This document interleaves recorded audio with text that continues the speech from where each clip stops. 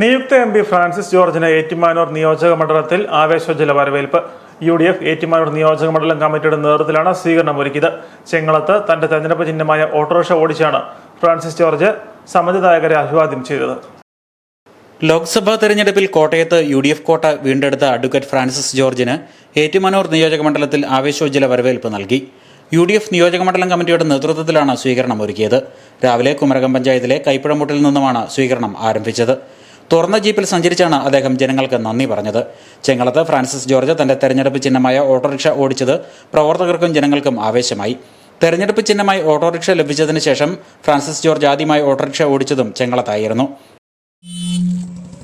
മിർന theatre Puthussery അറുപറ പാലം കയറിയാണ് പോകുന്നത്.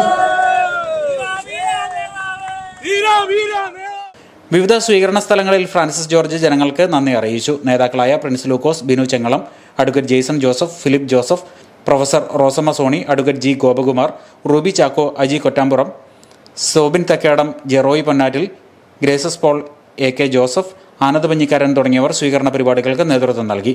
ശനിയാഴ്ച പിറവം മണ്ഡലത്തിലും തിങ്കളാഴ്ച വൈക്കം മണ്ഡലത്തിലും ഫ്രാൻസിസ് ജോർജിന് സ്വീകരണം ഒരുക്കിയിരുന്നു. 13-ന് കടുത്തുരുത്തി, 14-ന് പാല, 15-ന് കോട്ടയം, 16-ന് പുതുപ്പള്ളി എന്നീ മണ്ഡലങ്ങളിലും സ്വീകരണം ഒരുക്കിയിട്ടുണ്ട്.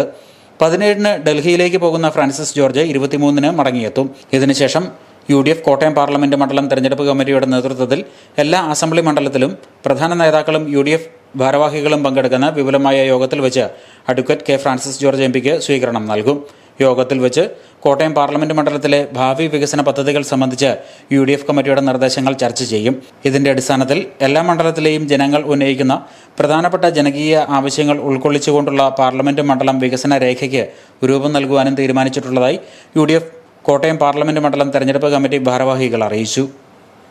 Star vision news, Ettumanoor.